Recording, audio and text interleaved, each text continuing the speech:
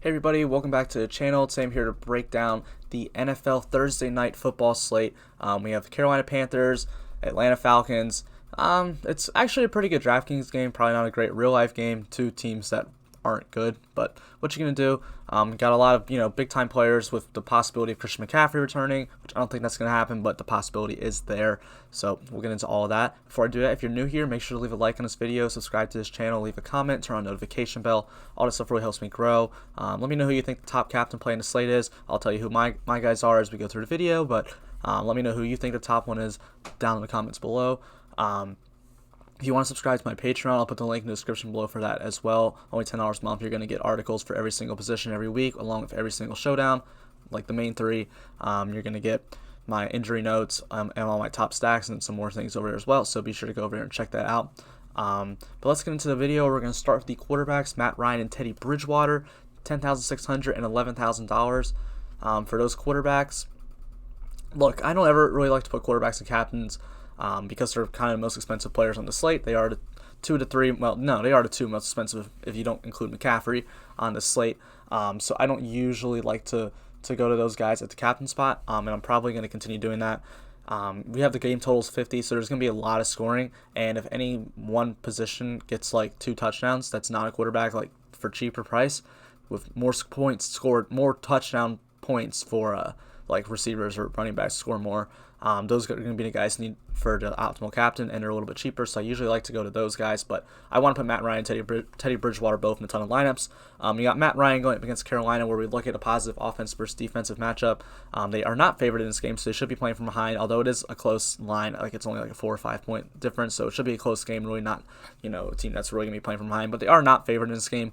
I will say Carolina has only allowed the 27th most points to quarterbacks this year, so they've been a pretty solid defense against the QBs, but it's still nothing I'm really too worried about. I mean, Carolina's just bad. I mean, last time we saw these two teams already played like week 3, I think, and Atlanta didn't have Julio Jones, so Matt Ryan didn't have a great game, but Matt Ryan doesn't ever really play so great without Julio Jones. Julio Jones has kind of made that guy, a lot better.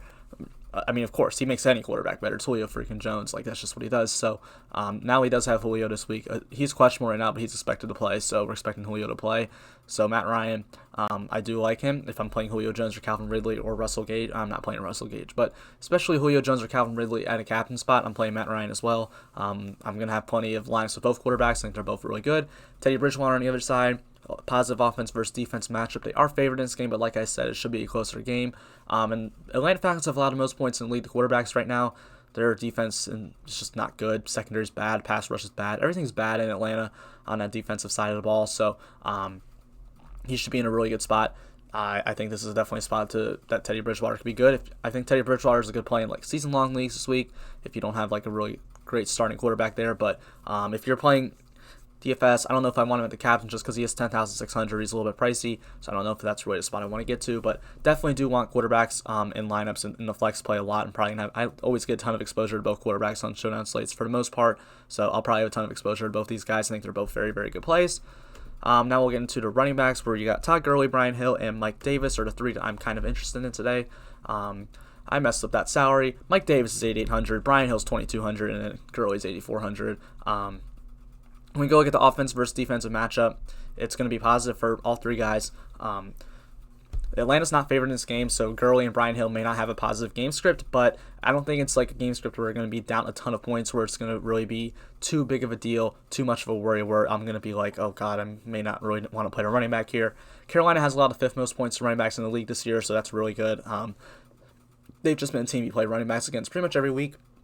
If you get a good running back against them, they're going to have a good game. Todd Gurley did have a good game against them earlier this year, scoring like 20-something points against them, had at least a touchdown. So, and then we go look at the usage for Gurley. He is averaging 17 carries per game and 2.8 targets per game, coming into 20.28 targets per game, or touches per game right now for Todd Gurley. We've seen the last 2 weeks that he's seen 20 touches on the ground, which is more than pretty much every week but week 2 this year. So he's been getting a lot more usage recently. He gets a ton of usage inside the 5 and in the red zone, so that's really good for him. So he's definitely someone I do like at a captain spot, just because the matchup is really, really good. He's getting a ton of usage. I don't think he's going to be as highly owned as like the receivers, because everyone's going to want to play Julio and Ridley, and everyone's going to want to play receivers against Atlanta. So I think those are going to be the higher owned captains this week, which is going to keep Gurley from maybe being as higher owned. Brian Hill's an interesting one. We only saw him get 2 carries last week, but he's had games with 9, 6, and 10 carries so far this year. And he's averaging like 2 targets a game as well. So he's averaging 7 touches per game, which really isn't great. But then when you go look at the snap percentage for him, he is averaging 26 snaps per game, 26% of snaps per game. It's not great, but there's really not a ton of value on this showdown that I really like at all right now, unless something opens up with like a Russell Gage being ruled out or something. But there's really not a ton of value that I really like, so Brian Hill might be the guy to go to. I mean, he's not going to break the slate for you or anything, but we've seen him break a long touchdown before. We've seen him occasionally get some inside to 5 carries, and he gets a little bit of usage in the passing game, so I think that is something that's viable to go to. And then Mike Davis going up against Atlanta, they've only allowed the 19th most points to running backs so far this year. I mean, they're definitely a team you just beat through the air, but it's usually just because they're so bad through the air. But Mike Davis is still someone. This is only if McCaffrey's out, which I'm going to say 90% McCaffrey doesn't play this week. If McCaffrey plays, this all changes. Mike Davis is irrelevant. McCaffrey's really expensive. I don't really know how much I'm interested in him at that point, but I don't think he's going to play. That's just my opinion. And if he does, I don't think he's getting 100% usage on this team just because he's coming fresh off an injury on a Thursday night football game. So I think then he's just I'm not really too interested in him, especially a captain. But Mike Davis right now, as McCaffrey's out, I do like a captain because he has been getting the usage ever since McCaffrey's been out. Last week was the first week where we really didn't see him get a ton of usage. I mean, only saw 12 touches in that last game, but they were playing from behind against New Orleans for most of it. New Orleans is a really stout run defense, so but for the most part, he is still averaging 14 touches per game on the ground, and he's averaging 6.6 targets per game, getting a ton of usage in the passing game. He gets usage in the red zone and the end zone, so Mike Davis is definitely someone I want to get some exposure to. Definitely a good captain option in my opinion, if you want to go there. Love him in the flex as well. We're getting a good bit of him. I think he's a good play. Up next, we're going to go to the wide receivers. I don't really know why my camera is doing that right now. It's kind of annoying, but whatever. Where we're going to go, we like Russell Gage, Julio Jones, Calvin Ridley, Robbie Anderson, DJ Moore, and Curtis Samuel. Now, Russell Gage is questionable right now. So is Julio, but he's literally questionable every week. I'm really not too worried about him missing. But if Russell Gage misses, that's going to open up stuff for Olamide Zaccheaus and Christian Blake to get some more usage, and then they're pretty solid value guys, I think. But right now, I'm leaving Russell Gage in. We go look at the Atlanta Falcons wide receivers. It's going to be a positive offense matchup for all 3 of them. They're not favored in the spot, so they should be playing from behind, so a lot more passing is probably really good usage for these guys. You go look at the DVP. I mean, Carolina's allowed the 29th most points to wide receivers so far this year. Hasn't really been great. Julio Jones is going to match up, and Julio Jones and Ridley are going to get a lot of Razzle Douglas and Dante Jackson, who've actually been pretty solid cover corners this year. Especially like Dante Jackson after the garbage year he had last year. Hasn't looked bad this year. Now, Russell Gage in the slot, though, does have a really advantaged matchup against Jeremy Chin, who's just really not that great. He has his moments, but he's not really a great cover slot corner at all. So, I mean, he's going to have a good matchup. He's only $4,200, but I wouldn't want to go there at captain because he's pretty much just a catch and fall kind of guy. He is averaging 7 targets per game at the moment, but Russell Gage still, for the most part, is just catching it and falling to the ground. Like, he doesn't really bring the breakaway play upside. So he's definitely someone I want to get in the flex spot, but not as a captain. Julio Jones, though, I mean, we know what Julio Jones is. He's, been the best receiver the last decade, if you want to say that, or Antonio Brown. I don't really care. Either one's fine, but it's been those two. And Julio Jones, he's been averaging 7.8 targets per game, so he's been utilized pretty heavily right now. Not the leading target guy in the team, that's Ridley, but Julio Jones, you get him at a little bit of a discount to Ridley, so that's nice. Only $400, but still a little bit of a discount. And it's Julio Jones. Like, we know the upside he brings. He brings 30, 40 point upside, 2 touchdown upside, 200-yard upside. And we know Julio Jones has a history of just absolutely torching Carolina for years. He's done that over and over and over again, and now you get him on Thursday night primetime against Carolina. Yeah, this could be a big Julio game. It's probably going to be a big Julio or Ridley game. One or the other is going to go off, more than likely. So Ridley's also really good, 8.2 targets per game. Both of them getting a ton of usage in the offense. Some will argue that Ridley's number 1 receiver, and targets-wise he is, but it's by 0.4. They're pretty much just 1A, 1B on that roster, kind of like Mike Evans and Chris Godwin were last year. So Julio Jones, Calvin Ridley, definitely 2 guys I want to have a ton of exposure to. Great captain plays, in my opinion. Love them both. And then we're going to go to Robbie Anderson, DJ Moore, and Curtis Samuel for the Panthers. The Atlanta Falcons have allowed the most points to wide receivers so far this year. So, I mean, the 5th most points to wide receivers this year. The Atlanta Falcons secondary is just garbage. You have A.J. Terrell, the rookie, who hasn't really looked good, and Isaiah Oliver and Kendall Sheffield, who's just bad. So they've looked bad. So you have Robbie Anderson and DJ Moore are going to get a lot of Kendall Sheffield and not Isaiah Oliver, AJ Terrell, who are, not good. Like, look, that's the worst cornerback according to PFF right there, and that is Kendall Sheffield. I haven't matched up on DJ Moore right now, but it's going to be both. Neither of them are shadowing. They're just going to get a little bit of each one of those guys. So both these two are in absolutely fantastic matchups. When you go look at the usage, we're seeing Robbie Anderson averaging 8.4 targets per game and DJ Moore averaging 7.5. Now, the whole thing this year is like Robbie Anderson's taking over the number one receiver role. He pretty much has. He's averaging a target more than DJ Moore is, but it's not like DJ Moore is not utilizing this offense. Still averaging 7 targets per game, and he's getting more usage in the red zone. DJ Moore has 5 end zone targets. Robbie Anderson's 2 this year. But the one thing about Robbie Anderson is we all know he can just break these deep plays. He's always been a great deep threat. He can get like a 50, 60-yard touchdown. No one's going to be like, wow, I can't believe that. Now, DJ Moore's done that like 2 last 3 weeks, these long touchdowns, but both these guys have that upside. So they're definitely 2 guys I like at captain a lot. They're not as expensive as Julio and Ridley at all. DJ Moore's actually the cheapest one at like $6,400. As that's as a flex, as a captain play, like a little more, but definitely they're cheaper at captain than the other 2, and I think they have better upside. Not better upside. They have upside, and they're in a better matchup. So Robbie Anderson, DJ Moore to me look like really solid options, and then Curtis Samuel's really cheap in the slot. He's gonna get matched up with Isaiah Oliver, who's just bad.